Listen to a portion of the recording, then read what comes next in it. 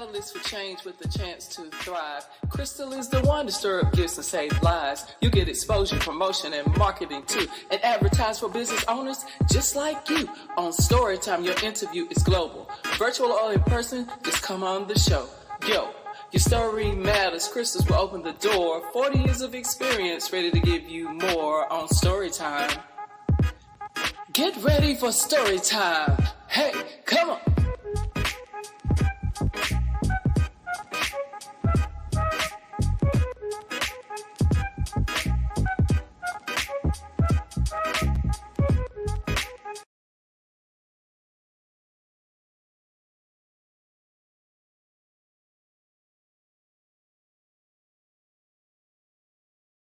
Good evening, everybody. How you doing today? I see that Instagram is having some issues, so I'm trying to get that going.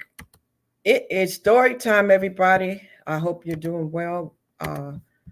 Welcome. My name is Crystal, and I'm excited to be here for one more episode of Story Time. And today I'm so excited because I am going to be sharing with you a young lady that I met on Instagram. And Mrs. Burgess, I cannot for the life of me right now say the name without messing it up. So I'm going to say Mrs. Burgess right now because it just like, boop. Y'all going to know what I'm talking about in a minute. But it is so funny. Qimmah. Did I say that right? Nod your head. Did I say that right? Qimmah. Okay. Yes, I can see her in the backstage. She's nodding her head. But listen, I got to tell you about this young lady that I'm bringing tonight. I'm going to show you a flyer if you didn't see it already. This flyer right here will let you know who she is. And this is the young lady that I'm bringing to you. And she is amazing. I met her on Instagram, right? And she's from the Garden State of New Jersey. All right. A lot of people mess her name up. So I know I'm not the only one. And she is something else. She actually has her own podcast. Okay. She has her podcast. Her podcast is called Pillow Talk with the T. And she's going to have some new episodes every Thursday. Now, she might be in the middle of switching up her season. So if something has changed from this flyer, I will make sure that she corrects it for you. But I want you to know that I have met some incredible people out here on the internet, and she's one of them. And I'm looking forward to having this conversation with her. And I'm going to bring her on up to the stage. And I'm just excited, y'all. I'm just excited. I hear her knocking at the door with that teacup. So we're going to bring her on in and get ready. Qimmah, are you there? I hear you knocking at the door. Here. I am here. Good evening.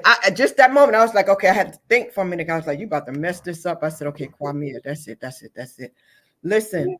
I am so glad that we have this opportunity today to come together and have this conversation, you know, as two female podcasters out here on the internet in 2024, a place where so many people have come to just kind of like talk and reach the people, influence the people, you know, bring awareness to people, you know. So I'm excited. How are you tonight? I'm doing good. I can't complain. I'm here. I'm alive. That's it. Yeah, that's all you can basically ask for. I had better days, but better days will be coming again. That's it. And, you know, that's why I thought about that today. I said, you know, we're going to have a conversation. I'm trying to get my position right. We're going to have a conversation because a lot of times out here on the internet, things are so fake. It's so fake. People just putting on a facade. They telling you what you want you to hear. They showing you what they think you need to see. And half of it is not even true. You know, so I look forward when you said to me that you had a couple of things going on. I said, you know what, this is going to be good. This is going to be real good because I believe in being real. So I believe that we're going to bless some people today and we're going to show some people today that it is okay to be yourself and it is okay to say sometimes when we're not okay. Absolutely. Sometimes we're not okay sometimes. I mean, that's just real life. You know what I'm saying? Real life. Yeah. So, I'm going to read a little bit about your bio, but I want you to talk about some things first. But what I see here is that founder and CEO, creator and host of Pillow Talk with the T podcast, founder of Empower Her, a Tribe Nation, host of the Curve Plus Size Model, MC serial entrepreneur, a curvy ambassador, a body positivity, self-love advocate, and an inspirational and motivational speaker. Wow. Wow. So I want to ask you this before we get there. Mm-hmm. I want to go back to childhood. I want to go back to who was the little girl, Kwame? Oh wow! Take me back. Are you originally from Jersey, or do you just? Yes, I'm originally born, raised, and bred from New Jersey. Okay, so tell me about the little girl Kwame. Did she dream of being a podcaster and doing all No, no. The little girl Kwame did not dream about being a podcaster, but the little girl Kwame definitely, I would say, enjoyed the spotlight. Enjoyed the spotlight, knew that she wanted to be into something where it was going to be big, something that where her name was going to be in lights, something where my voice was going to be heard and also speaking for the women around the world. But a podcaster, that's not what I was dreaming about or thinking about. Okay, so tell us a little bit about what type of little girl were you? I love to dance. I definitely was a granddaddy's little girl. I love to dance. I was raised and lived in the house with my grandparents. I love activities with my family to have fun. I love laughter, joy, playing games. I love music. All types of music. There's times that me and my grandfather connected through music, sitting in his car in Wheatway Park, just having a conversation. Those are the things that the little Kwame basically was enjoying, and that was the type of little girl that I was. Okay, I'm coming back over here. I was trying to see if I could figure out what the heck was going on with the over here, but I can't figure it out, so I'm not gonna try to figure it out. Okay, so let's talk about sisters, brothers, upbringing. So I do have I have siblings on my mom's side and siblings on my father's side. I definitely could say that I'm the oldest. I would say normally I'm the oldest on both sides. Even though I have a brother on my father's side that's 1 month older than me, but I act more older than him than he do. So, and he don't like me saying that, but facts is facts. Okay. But yeah, so I did grow up with more closer to my mom's side of my siblings, one brother, one sister. And I have 3 sisters and 3 brothers on my father's side. We are in connection, communication, support each other definitely when we can. Yeah. I'm trying to see if I don't think I'm live on IG. I don't think it worked for some reason. I don't think it worked. And I really wanted it to work because both of us are on IG. So what I'm going to do is just kind of go live on there for a minute, but I don't know why it didn't work over IG. So I noticed that you do a lot of things to speak to the full-figured women. I see you have the curvy ambassador body positivity. Let me show y'all some pictures here that I have that she put up. I see that she stands bold. Okay, look at here. You see that? That's confident. She stands with confidence. I mean, she lets you know that she is confident about who she is. And guess what? She even sits with confidence too. She even sits with confidence, y'all. So how did you get to that point, and what made you start being the voice for the women? Was it something that you went through as a child or as a young adult? I never really basically had any shame when it came to my body. But I can definitely say it took me some time to embrace it. But when I definitely got into high school, my teenage years, I definitely embraced it. I enjoyed it. I served it, and I served every curve that I had.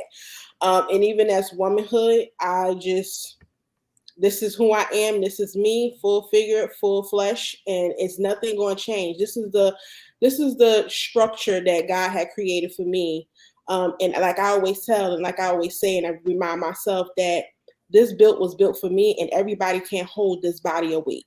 So at the end of the day, how I became that voice is by seeing those girls in school, when I was in school or around a neighborhood that had that was built like me, that weighed what I weighed and looked like me, and they was holding their heads down.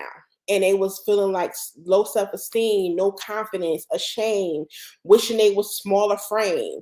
And so I'm looking like, no, let's not do that. So I'm in my head just observing all these things. But of course, I wasn't thinking about being a voice. I was just observing the things and the young ladies around me that was my age or younger, or even like now, me being a grown woman. As a couple of years ago, my niece had shared a conversation with me that she was smaller, and I'm like, no, you are who you are. You was created uniquely made by God's image and God's design, and you want to love every part of ounce of body, ounce that you have. So basically, that's what basically made me decide to be the voice, when I became like a young adult, more, because I seen the young ladies and the women and the young women my age or around the way end up having that low self-esteem, no confidence, or holding their heads down. And I say, no, it's time for me to be able to speak up and let them know they're beautiful. And if not, don't ask me how I got it. Don't ask me how I got there. You could get there too. So let me be able to build you up or have you stand on my shoulders to show you the way. You muted. Do you do any type of workshops for the ladies? I basically only did one, no, two actually many years ago. I need to actually start coming back to doing some, because I do get many people asking me that. Not just speaking about it on the podcast or when I'm in speaking engagement events, but actually doing workshops to actually bring an intimate setting of women together, every month or something like that, just to be able to pour into them and inspire and encourage them and actually touch them and align with them physically, like, so they could feel my energy and take some resource of my confidence back with them to where they go. Wow. Now, you also founded Empower Her, the Tribe Nation. Talk to me about that, where you live, stand, and move into action, and you're your sister's keeper. You know, I'm my sister's keeper too, and literally I am, because I'm a caregiver. But you do it by helping and assisting women and finding their voice. So tell me about that particular role. When you're in that role, what's the difference? So when I'm in that role, I'm more of mentoring between 5 to 7 young ladies or women or young women or little girls, who end up reaching out to me. And of course, I, evaluate people in my own way, because I do have tough love. I have thick skin, and everybody's notion of getting mentored may not be my nature of coming from me. So that's why I like to be able to speak to the young ladies, see where they're coming from, see if I would be a fit, because we can't mentor. We think you can mentor everybody, you can't, you know what I'm saying? So either if I can't, I could send them to someone who can. But I just basically have a more intimate mentorship with some younger ladies, young girls and women, where I could be able to ignite the confidence back within them, or if they never had the confidence, to be able to ignite the confidence back into them, or reignite, as I say, where they could be able to actually find their confidence, tap into their confidence, light the flame back within themselves, and me just encouraging, inspiring, motivating, empowering them, and instilling in them, and again, being the voice for them, but also pouring into them, and just like recharging them. Because lighting that flame up and them getting that flame and confidence back in their belly and their spirit. And if they, like I said, if they never had it, let's light it up now. So Light it up. Light it up. Now, here's one that I really love, because everybody needs a little bit of love and everybody needs some advocacy. Being a self-love advocacy. People talk about it all the time. They say, I'm going to get a mani-pedi, and they say they're going to do it, but I think they're really missing a lot when it comes to the self-love. Yes. What do you concentrate on when you are in that mode and helping people to really pay attention to themselves and listen to their bodies and just do for themselves. Because a lot of times we are always doing for others. I concentrate more on, like you said, the key word, listening to self, listen to the body, meditation. I listen to the inner self, the inner voice, because again, after meditating, to me, meditating is just another form of prayer. And of course, just sitting still and actually receiving that message from the universe.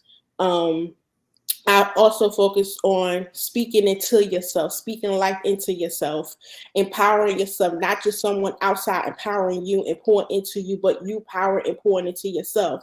So those are words of affirmations. I also touch on the fact of just, it's cute to do the whole mani petty cute. That's cute, but also finding that book to exercise the biggest muscle in the brain, to actually read and do some self-worth healing. Yes. So I touch on so many different things that is an eternal being of the inside of the woman or young lady, that they could be able to now hold their head up high and say they love themselves with confidence and security. So those are the things I focus on. So what have you found to be the biggest contributor to women being unhealed and broken? Past traumas.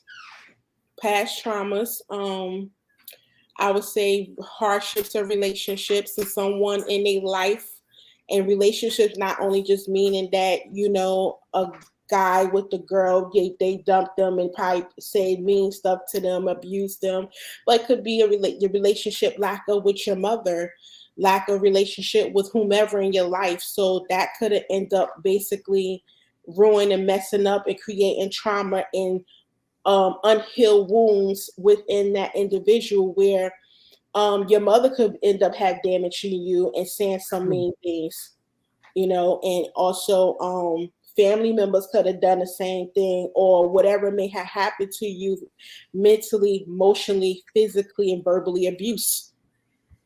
Now, I have heard of the term, and I know you've heard of it too, trauma bonding. Trauma bonding. What is your take on trauma bonding, and have you ever experienced that? I would say my take on trauma bonding is basically two people that's basically connecting in familiar traumas, and coping and sitting in that comfortability of, this is comfortable to me, so I'm gonna sit in it because I seen my mother do it, I seen my father accept it, I seen family members, this is okay, so it's familiar to me, so it's okay. This is the way they show me love because this is what I've seen growing up. And so those are the different attributes of, what trauma bonding is to me. And I could say, have I ever experienced trauma bonding? I could say probably with my son father, in regards of just different things, so conversations that me and him had, that I see the similarities of just differences that me and him end up having as childhood, and that end up coming out to the fact of it end up being abusive, because my thing is with that, it was coming from the fact of, he wooed me, he shivered me. Wow. Yes, and then all of a sudden, once the connection of I got her, that's when the monster came out. Wow. Now, this is really interesting what's going on. Do you see anything in front of my face, or do you just see me? I see you. Okay, so that's interesting because I see something in front of me looking at me. So, trauma bonding. Have I ever trauma bonded? That's an interesting question. I think I might have low-key did it. Sometimes we really have to do some self-evaluation. Yes. We have to look back and figure out what we have done and where we've been and see how we got where we are. Because sometimes we're so busy moving, that we don't stop to collect ourselves, and that's important, collecting ourselves. Now, and then in order to inspire others and motivate others, we have to be really, really,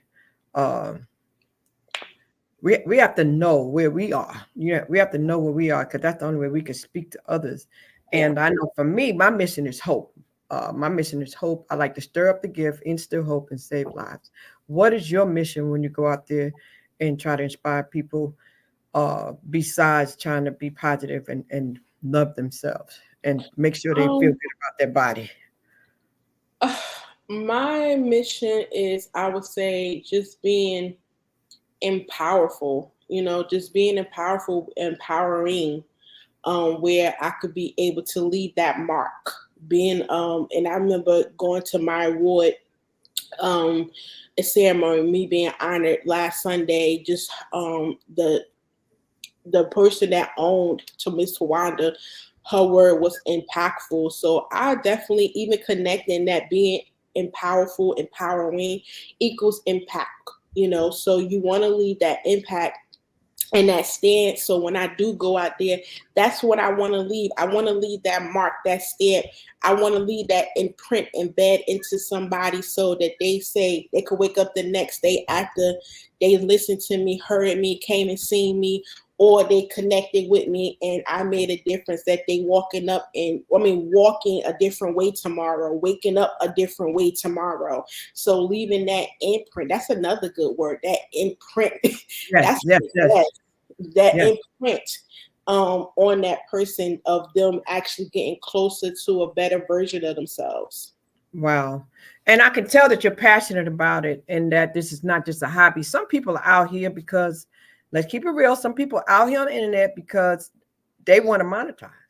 They saw it as another way to make money. They saw it as another way to, get involved and sit at home. It's like another sit at home opportunity, right? Mm-hmm. So I get from you something different. I get from you that it's not about that. I know for me, that's not it. I mean, yes, we all know that money answers all things. That's in the Bible, right?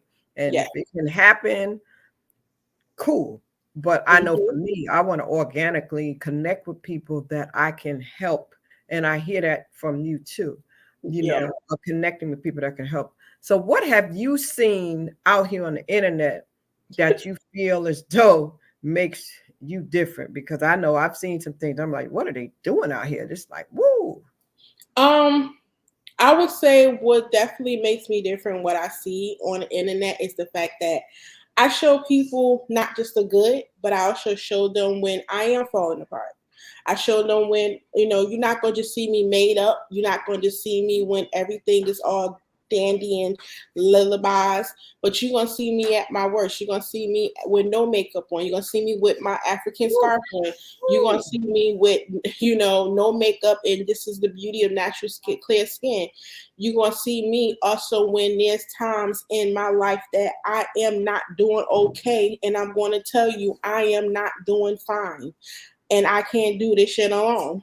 So you will see those things of just being truly authentic in all levels of ways, not just one way, and showing the 7.5 billion people that, oh, this is what it is and it looks good. But then don't show them the behind the curtains when it's not looking good, when you're not feeling your best, when you're not feeling good. So I feel like that's what I'm doing different than what they're not doing on the internet. The internet is about numbers, y'all. It's about numbers. Algorithms, when you hear people talk about algorithms, that's all about numbers. But what I like to say is, what are you doing when nobody's looking? Exactly. What are you doing when nobody's looking? Like, how is your life? Is it really the same? And so I just say, be careful who you following and subscribing to, because everybody's motive is different. Everybody's motive is different. Everybody's content is not real. And some people are content creators. I don't know if I like being called a content creator. How do you feel about that? Yes, we're creators and we're influencers, but like, I don't like to just create content. I like to exhibit a lifestyle and exhibit life. So I'm still trying to find another word besides content creator. How do you? Exactly. I honestly, it's so funny that you say that, because either one of my other sisters from that I met, she's also a podcaster as well. And but I also met her through the pageant system. Me and her became very, very close. she always say we gotta say that name. We gotta put that in our like when we introduce ourselves. Because I would introduce myself, founder, creator, CEO, host, da da da da da da da. But I would never add that in there. So it's like I don't know. It's because something in me don't want to add it, or I don't see myself, like you say, just only creating content. I am more than just creating content. I Right. am exhibiting and living, walking, breathing, standing, and going through the motions of the vibration of universe of the life that I am speaking. I am also living. So Yeah, that. So we living, giving, and showing you. mhm. But you know what? Some people create content, and I think what I hear you say, and I think you would agree, is some people are content. Yeah, It's a difference. yeah, And I yeah. feel as though we are content. What do we mean by that? It's like if when you become a person that you have the light on you all the time, you have no privacy, really. You have no privacy. It's almost like we almost can kind of know what a celebrity go through. Yes, Celebrities when they're exactly. out and they have no privacy, because after a while, people start to recognize you to be like, I seen you. I watched your podcast. I know you're my friend on Facebook or you're my friend on Exactly. IG. They start to recognize you. Mhm. Man, thank you for that. What you said the other day, that really blessed me, and that makes me feel good. I know that Yeah. makes you feel good too, right? That makes you feel Yes, good. because that lets you know that your message and your what you put your blood, sweat, and tears and hardship in, you are it's you connecting, you're touching somebody, you're touching people. And that's just like it's so ironic you say that because when I do go on TikTok with my TikTok people, they always asking me, Pillow, they call me Pillow because of my name, but some people either call me Queen, Quad, or Q. They be like, put your camera on. But I don't like to put my camera on due to the fact is I do this all the time. I'm always on the camera. I'm always recording. I don't want to. If I'm not taking a picture, I don't want to be in front of the camera. If I'm not recording, I don't want to put my video on. So they again, people who don't do it and people who are not in the industry, they will never understand. Right. Like why she don't have her camera on. You don't need to see my face to understand what I'm saying. All you need to you are listening in tune to the the biggest number one thing that you need to be hearing, and that's my voice and the message that's coming out of my mouth in the tune of my voice. But you don't need to see my face, because trust and believe, like you said, you can hear my passion in my voice, you can hear the sincerity and everything in my voice and by the tone. You just have to pay attention. But so many people want me to put the camera on. I'm like, I don't want to do that. And if you've never seen it before, I showed you earlier when we came on it, and I'll give you a quick glance again so you can see it. She has a podcast, and is it accurate what I showed on there in regards to the times and everything for your Yeah, podcast? it makes yes, Okay, yes, so everything currently. is still accurate, y'all. So for a quick moment, I'm going to show it to you one more time. So screenshot it, check it out. There it is. She has new episodes every Thursday, and it's Pillow Talk with the T podcast. All right. And you see all her handles is Pillow Talk with the T. So on your podcast, what do you concentrate on? What was the idea when you created it? So when I actually created Pillow Talk with the T, I created with the notion of no longer sweeping it under the rug and speaking about that big ass pink elephant in the room. Because, like I said, I grew up in the house with my grandparents, and my grandparents both was from the South. And as I continue to know my roots, we know Southern people, they like to sweep it under the rug, sweep it under the rug and pray about it, sweep it under the rug and pray about it. And that's cool, but we also got to do the work. We also got to use our resources, therapists, psychiatrists, counselors, someone you trust that's not someone that's outside of your norm, that's going to be unbiased. So that was basically my premise, because I'm like, let's stop sweeping in the rug and let's stop pretending like it's not happening, and let's talk about it. Because not talking about it's not actually going away. You only putting it on a shelf and you sitting there letting it collect dust. But then when something end up happening to someone else, an action or something happened to someone else in the family, then that whatever you just put on the shelf is going to be unshelved because there we go again. So we have to end up talking about it so we know how to handle it. So that was my premise of the podcast of no longer sweeping in the rug, and let's talk about that big ass pink elephant in the room, because I feel like when we speak about it, it makes us grow taller. It makes us grow larger in life. It makes us say, you know what? I was able to sit in my uncomfortability and speak about the uncomfortable conversations and being able to get through it with my family. But at the same time, that old saying, you can't teach an old dog new tricks. So then I had to realize that if everyone is not in that mindset of wanting to truly heal like I do, I have to be on this train by myself. And of course, as I'm on this train, other people will end up following, or there will be a plethora of other people that's going to end up, I'm attracting like-minded individuals that's willing and ready. Because I had an aunt who said to me, and shout out to Aunt Laura, she had said to me in our phone call, she said to me, Kwame, you cannot drag people with you that's not wanting to be, that's not ready or willing to be in that space yet.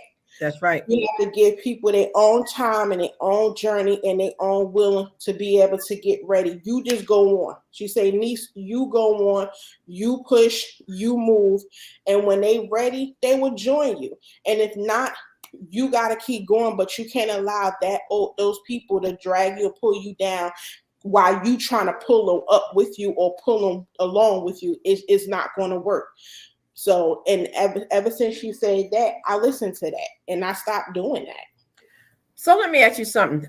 How long you been podcasting?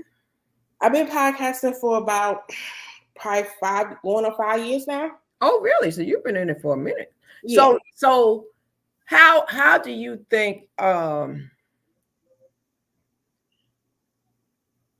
how do you think the industry has been, and what do you think that needs to change when it comes to podcasters? I've only been actually doing a podcast thing about a year. And what I've seen out here, there's a lot of podcasters. You got the bigger name brand ones like your Shannon Sharps, and this, you have some bigger ones, you have some smaller ones. And some people have what I call people with celebrity status and more popular people, more big names. Some people do hot topics. I mean, what do you feel as though is happening out here in the podcast world, and what would you say needs to change in the last 5 years? Because you've seen some things if you've been doing this. Oh yeah, I've seen the podcast industry go up and down. I've seen from the fact of a lot of people didn't even know what podcasting was. That's for one. I seen that, and when they did, they start to find out what podcasting was when COVID hit. Yes, and that's when people started saying, "Okay, I need connection. I need communication. I can't touch the person, but at least I could connect and communicate and have some type of physical connection by doing a podcast or doing something live on social media." So that's when you see everybody started doing podcasts. So I seen from when COVID started to die down, or not really die down, but slow, you end up seeing them now fade away. So then I'm like, those were just your hobby people. That was just the hobby people, the people that just needed something to do because they didn't want to sit in the house with the thoughts and the voices in their head by themselves. So they wanted something to do to kill the time. I seen from, you got the men versus the women in the industry. and me and another podcaster, which is another sister of mine, we even been, and shout out to Sharice for Grown Ass Folk Podcast. We even been. Oh, I like that one. I seen that one. We even been both a target of the dark-skinned woman who speak and has her voice and using her voice and not being a picky bitch. So we've been the victims of the men versus us too.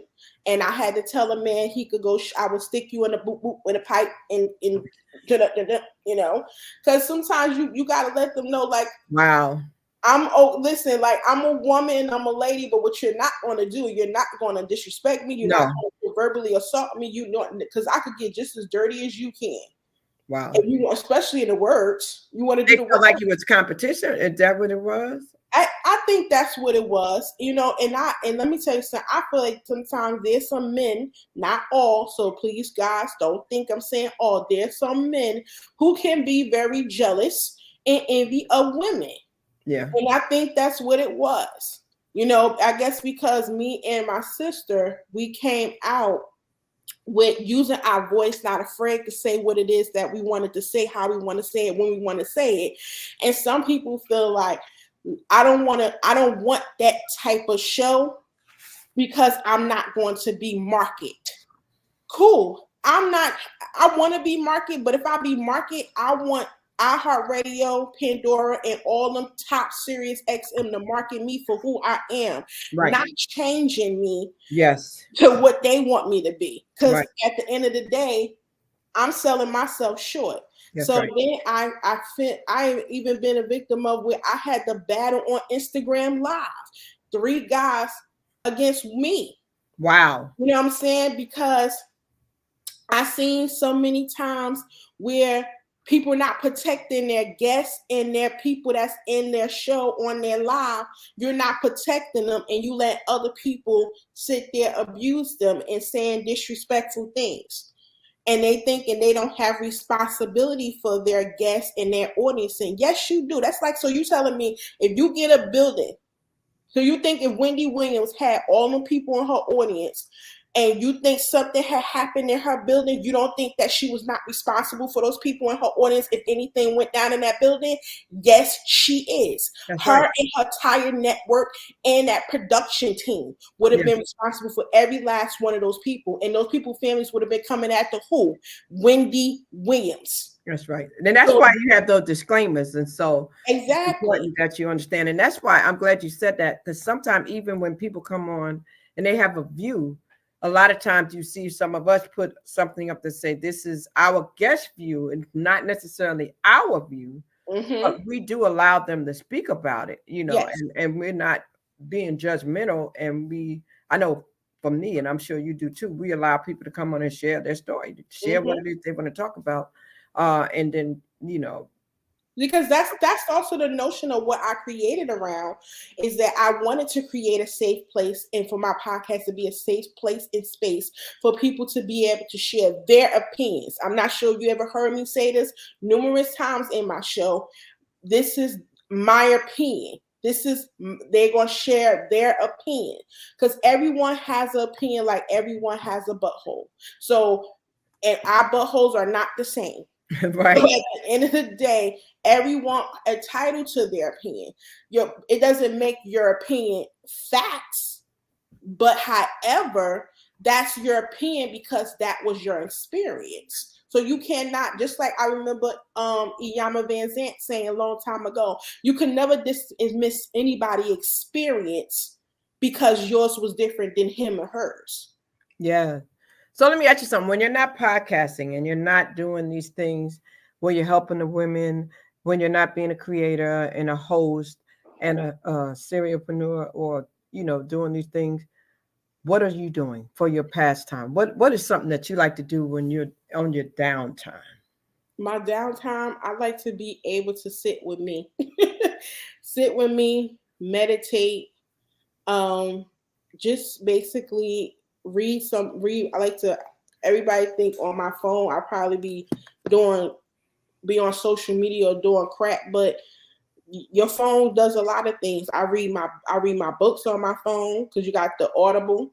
You got different things. Like I say, from between, and I also do affirmations. I sit with myself and doing affirmations and just reminding myself who I am. Sometimes when I'm out here, when I do podcasts or when I'm out here speaking, I'm not just speaking to people, I'm speaking to myself too. Say that again. That's it. Yeah, I have to remind myself at sometimes too, because I'm human too, and sometimes we will end up forgetting that. Sometimes we will sit there and we will we're like, you know, we just be in the emotion and then of like, you forget. So you got to remind yourself like who you are and where you come from and what you are capable of and just pouring inside my own self. Besides, working and being a mother and being an older cousin, a sister, a niece. Yes. So 5 years in, what's the goal? What do you expect to be doing 5 years from now? Well, definitely 5 years. Definitely looking to actually be me and my PR, we was just talking about this because she was like, what are we doing next? Like, so definitely I'm looking to be on the radio. I definitely want to be on the radio or either on a talk show, but I think more radio than anything. So in the Sirius XM, iHeart radio station, I want to be on the top tier of a radio and have a pillow talk with the T on the radio. Also, I want us to start doing big major live shows with a crowded, sold out audience. Which I don't even think I'm gonna wait for 5 years for that. I think about another year or two, because I'm already in plan, and I like to make sure when I do put something together, it comes out amazing. So I don't like to rush, and then I have to go back and think, oh, maybe you should have waited. But I would say definitely in a year or two, we're going to definitely have a live Pillow Talk with the T live show. Either New York, Atlanta, somewhere. We're going to be somewhere, or either maybe three, New York, Atlanta, and probably somewhere in the Carolinas. But definitely we're going to do that. But definitely we touching that radio. We definitely. That's good. That's good. Yeah, I agree. Me too. I'm working on that right now as we speak. And you interested in collaborations? If anybody's out here and they're watching and they want to know if you are willing to do collaborations and work with other people, are you open? Absolutely. I'm definitely always open to collaborations, me collaborating with people. That's something I feel like that's collaboration and connection. That definitely extends not only that uniform, just not my brand, but that person brand, because my audience is not yours and yours is not mine. So when we collaborate, we unite in two audiences and two listening ears together. But absolutely, I'm always about collaborating. Yeah, I like to collaborate too. And so, what has been the hardest challenge that you had to overcome in these first 5 years of doing a podcast? For somebody who might want to start one now, what would you tell them has been the hardest hurdle? Some people do, some people don't, especially with your audience, they don't. When I first started, I started with a host. So I would definitely say if you decide to start a podcast and you feel like you don't want to do it by yourself, do it by yourself. Because honestly, you're not by yourself. Because you got so many other people in that same lane, same genre, same industry. And even if it's not in the same genre of podcasting, you could find something by going to that other podcaster's podcast and listening to it. And you can still collaborate and find something unique, or just bring their opinion onto your show to speak about a topic that you feel like they have a great opinion that they would touch on and make it hot and nice. So you're not by yourself, because I would say that was definitely a challenge for me, because I started with a host which was my cousin, but I had a year after within the game, I had to end up, just parting ways. I sat down and sat out for a moment until one time I talked to my aunt. Shout out to Aunt Michelle. She ended up telling me like it was 3 months. It was 3 months I didn't even do it. And I remember one time we had a phone call. She had said, "What's going on with the podcast?" And I had said, "Well, I don't know, because I don't know what avenue I'm going to go. I don't know what I'm going to do, because, my cousin ain't on here, blah, blah, blah." So she was like, she was like, "You can do it by yourself. You good by yourself. You the one you held it down by yourself, and you was holding the show anyway." So then she mentioned, she said, "Well, isn't there other podcasters out there like you that you could connect with and bring on?" And that's how collaboration came into forth, by her saying what she said. And ever since, I started collaborating and bringing other people onto the show. Yeah, that's it. Yeah, that's it. Definitely. So we got to connect and do that. That is I think that's the key. Collaboration is key. I think because, like you said, everybody knows different people. They're in different markets and things like that. I see someone made a comment. Let me see what they said. I saw a comment a minute ago. I didn't know what they were talking about when they made that comment, but I did post it. Collaboration works. Mike said collaboration works, and it just makes sure you set boundaries. That's true. That's Sure, true. exactly. Or not just set boundaries, but make sure that you all have like minds. Make sure you have similar. You Yes. got to have similar. You can't collaborate with anybody. Not, and But that's another thing. if you have an image that you're trying to keep and you know what you're trying to do, you can't collaborate with anybody. And do your research. Do your research Yeah. on that person because they need to. Now, Mike, you said something about being a Southerner, and that was not true. Tell us what you was talking about because I still don't know what that comment Oh, was. I think what he was saying was something about when I said about the sweeping under the rug, praying about it, sweeping under the rug, and not talking about it. Because when you asked me what was the premise of my podcast, and I was Oh, saying that it was basically no longer sweeping it under the rug and speaking about the pink elephant in the room. And my thing is, it's probably not what it is today. And let me tell you something, I'm glad it's not. I'm so glad it's not. Because that's the fight that we're doing, is to bring and put a voice to the things, to mental health, depression, suicide, all these things that we oh, need that's to right. talk Okay, about. you said that's correct. Good. Yes, and Okay. that's the thing. So I'm glad that it's not that anymore, because again, as a little girl, I seen that. My grandfather was from Alabama. My Uh-huh. grandmother was from Lake City, South Carolina. Those Uh-huh. are two back neck of the woods southern states. Like so, Wow. so at the end of the day, I grew up seeing that. So I'm glad today in 2024 that it's not what it is, and that we are breaking those generational curses, and we are actually doing the change and actually being the change. Wow. I applaud that. Is that the guy that I was trying to get up with, Mike? The same person that's commenting? You saw which guy you talking about? The Mike, the guy who's commenting, the one who's answering the questions Oh, right you now. asking him a question? No, I'm asking you. Is that the guy that I was trying to reach that you told You me talking about? about my editor? No, Uh-huh. Oh, okay. Because I'm no, looking at my his yeah. graphic. Oh, okay. Okay. So let me ask you a question. How do you feel about hot topics? You know, like Wendy did hot topics. These people, they Mhm. jump on these trains of the topics of what's happening.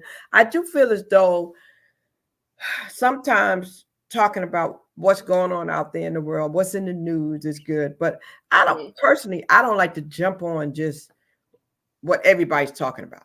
I just don't like to do it. How you feel about that? I really never liked it too much, but I ain't gonna lie that I did end up doing a little tweak here and there, not for Pillow Talk, but it was either on somebody else's show or another show that I created with two other people, that we started talking about, because I wanted to talk about something fun and something lively, and I didn't want to be so deep and talk about something so serious. So I end up creating. I think we created. It was a show called Round Purple Table Talk.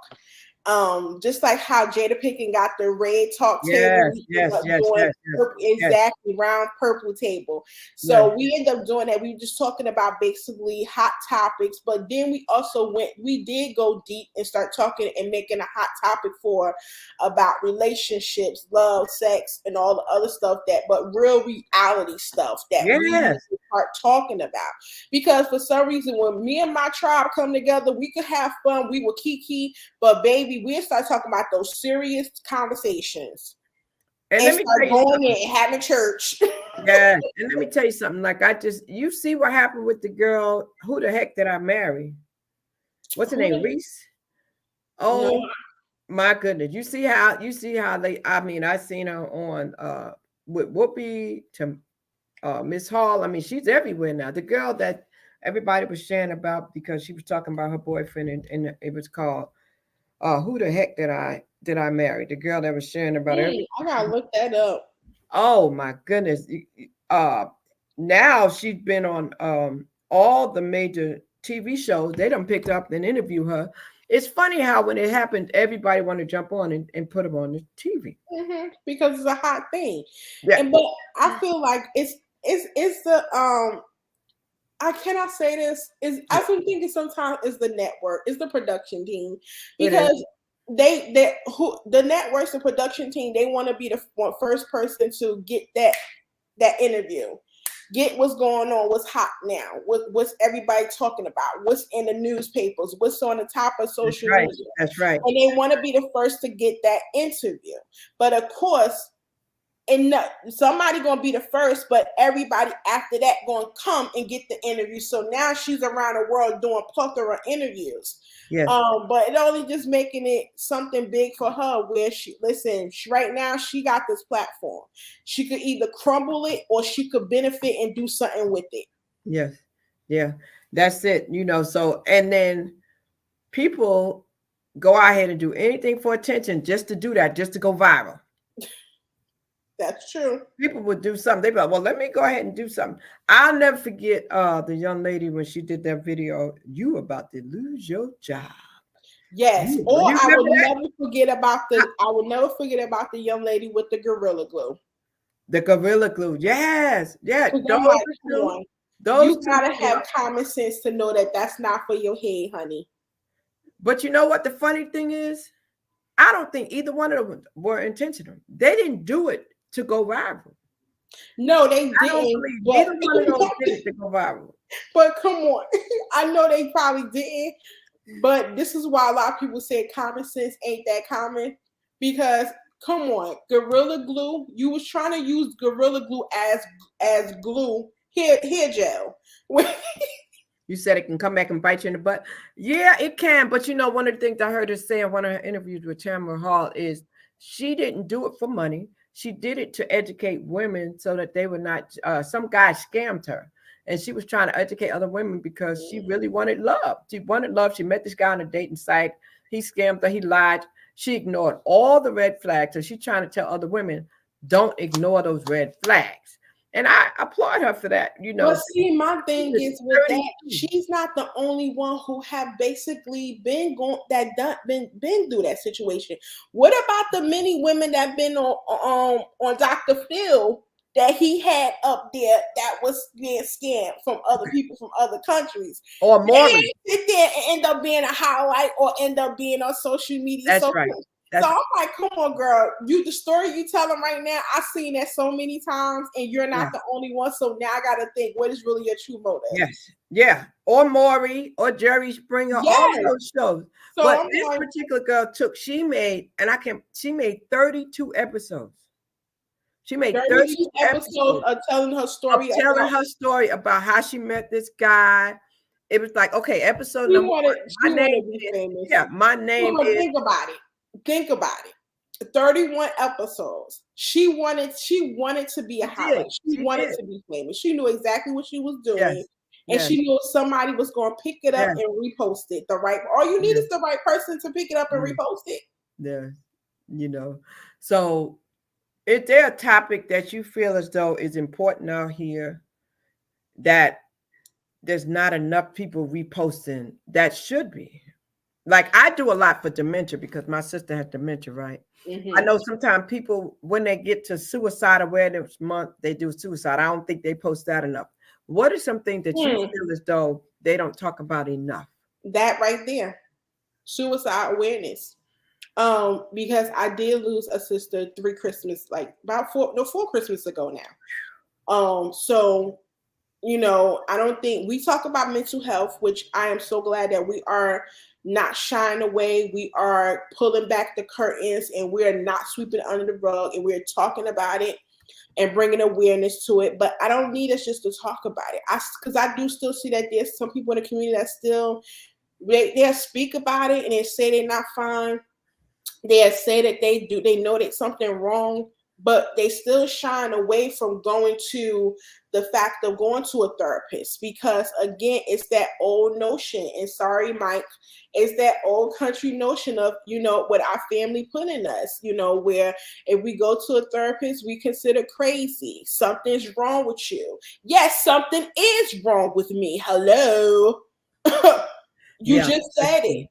Yeah, so, but at the end of the day, I just feel like suicide awareness, that's not being spoken up too much, which I feel like it only be brought up when we hear that the person how they did take themselves, then we bring it up.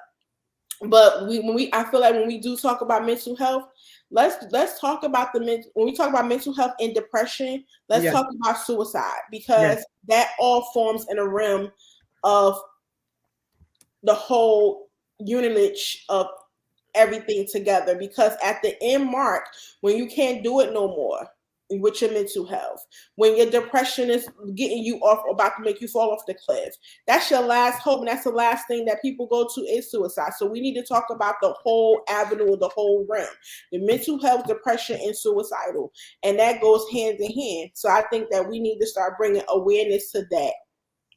Wow. Well, I'm so glad that we had this conversation. Is there anything that I didn't ask you that you want to make sure that people know about you? What do you want the people to know about you and your purpose and your mission out here doing all these things? The only thing is that that comes to my mind is, don't listen to how I'm saying it, listen to what I'm saying. So many people they're so sensitive into how I'm saying what I'm saying. Because I understand everyone don't have thick skin like me, and then some people are not used to that tough love, but maybe that's what the world needs, because then the world won't be so effed up the way it is today. If everyone had that tough love like I did with my grandfather, and just end up just realize you ain't gotta be so damn sensitive. Don't take everything so sensitive, and realize that it's not how I'm saying it, but it's what I'm saying. Listen to what I'm saying. Because, and then also, it's not the angry Black woman that I am, it's just the passionate woman that I am. I like that, because people like to say she's angry. And do you have anything coming up, any books or any events or any projects? Only thing that's I'm planning to do is that the podcast is, I'm looking for the podcast to be able to premiere for season 6 on April 4th. So it will be new episodes for that. I'm still also pre-recording with some guests. Anybody looking to want to be on, want to collaborate, want to be a guest, just go to Pillow Talk with the T at all platforms, or either email me at pillowtalkwiththeT@gmail.com.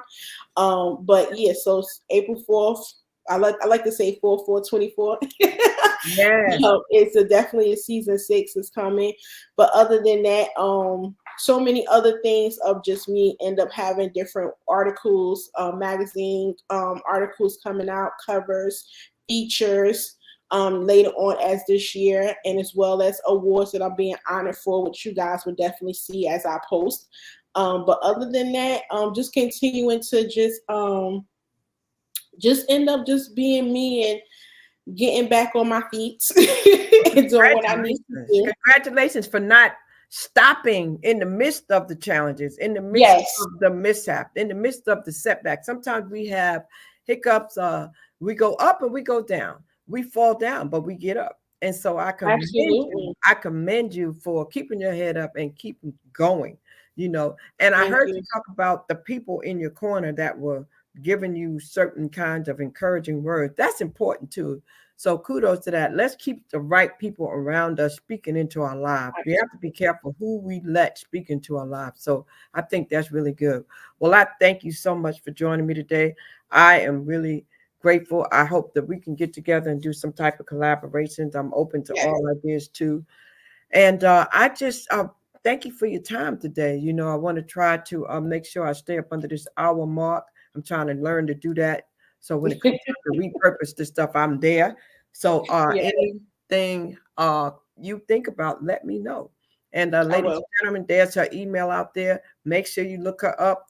You saw all of her contact information right there for all of her platforms. Take a screenshot of it and look her up. She's good people, and we appreciate you coming through.